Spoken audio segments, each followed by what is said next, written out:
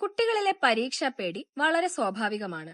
എന്നാൽ പരീക്ഷാ സമയത്ത് ശാരീരിക ബുദ്ധിമുട്ടുകൾ ഉണ്ടാകുക, നന്നായി പഠിച്ച കാര്യങ്ങൾ പോലും പരീക്ഷയിൽ എഴുതാൻ കഴിയാതിരിക്കുക, ഫ്രീക്വന്റ് ആയി നെഗറ്റീവ് തോട്ട്സ് ഉണ്ടാകുക, ഇവയൊക്കെ കുട്ടികളിൽ ഉണ്ടാകുന്ന അക്കാഡമിക് അല്ലെങ്കിൽ test ആൻസൈറ്റിയുടെ ലക്ഷണങ്ങളാകാം.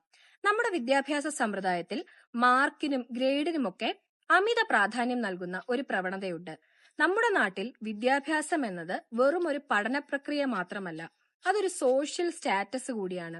Board exams, NEET, JEE തുടങ്ങിയ മത്സര പരീക്ഷകൾ ഒരു കുട്ടിയുടെ ഭാവിയെ മാത്രമല്ല, കുടുംബത്തിന്റെ അഭിമാനത്തെ കൂടി നിർണ്ണയിക്കുന്ന അവസ്ഥയുണ്ട്. ഇത്തരം പേരന്റൽ എക്സ്പെക്ടേഷൻസ് കടുത്ത മാനസിക സമ്മർദ്ദം ഉണ്ടാക്കുന്നു. മെന്റൽ ഹെൽത്ത് സർവേ സൂചിപ്പിക്കുന്നത് ടെസ്റ്റ് ആങ്സൈറ്റി പ്രധാനമായും 3 ഘടകങ്ങളെ ആശ്രയിച്ചിരിക്കും എന്നതാണ്. ഒന്നാമത്തത് സോഷ്യൽ ഇവാലുവേറ്റീവ് ത്രെറ്റ്, അതായത് തനിക്ക് ചുറ്റുമുള്ള സമൂഹം തന്നെ തോറ്റവനായി കാണുമോ, അല്ലെങ്കിൽ തന്നെ എങ്ങനെയായിരിക്കും അവർ വിലയിരുത്തുക എന്നുള്ള ഭയമാണിത്.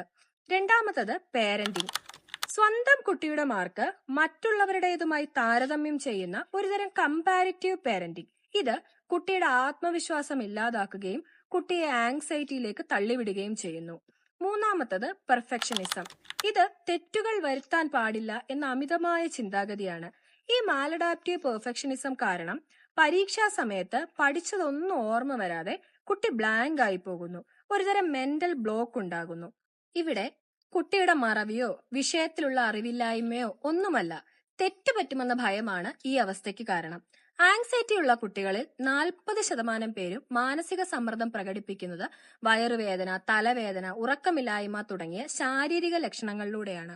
കൂടാതെ പരീക്ഷാ സമയത്ത് അമിത ദേഷ്യം കാണിക്കുക, നിർത്താതെ കരയുക, ഇവയൊക്കെ ടെസ്റ്റ് ആങ്സൈറ്റിയുടെ ലക്ഷണങ്ങളാകാം. മനഃശാസ്ത്രപരമായി സഹായം തേടുന്നതിലൂടെ ഈ അവസ്ഥയെ ശരിയായി നേരിടാൻ കഴിയും.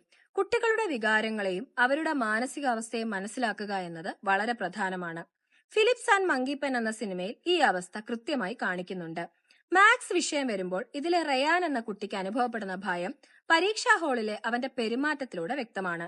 പരീക്ഷയ്ക്ക് മുമ്പ് അവനുണ്ടാകുന്ന ഭയം, ശ്രദ്ധക്കുറവ്, ഒന്നും ഓർമ്മ കിട്ടാത്ത അവസ്ഥ, ഇവയൊക്കെ ടെസ്റ്റ് ആങ്സൈറ്റിയുടെ ഉദാഹരണങ്ങളാണ്. ടീച്ചറും കൂട്ടുകാരും ഒക്കെ തന്നെ എങ്ങനെയാകും കാണുക എന്ന സോഷ്യൽ ഇവാലുവേഷൻ ത്രെറ്റും റയാനിൽ പ്രകടമാണ്. കുട്ടികളിലെ ആങ്സൈറ്റിയെ യഥാസമയത്ത് കൃത്യമായി അഡ്രസ്സ് ചെയ്തില്ല എങ്കിൽ ഭാവിയിൽ നിരവധിയായ മാനസിക ബുദ്ധിമുട്ടുകളിലേക്ക് അത് നയിച്ചേക്കാം. താങ്ക്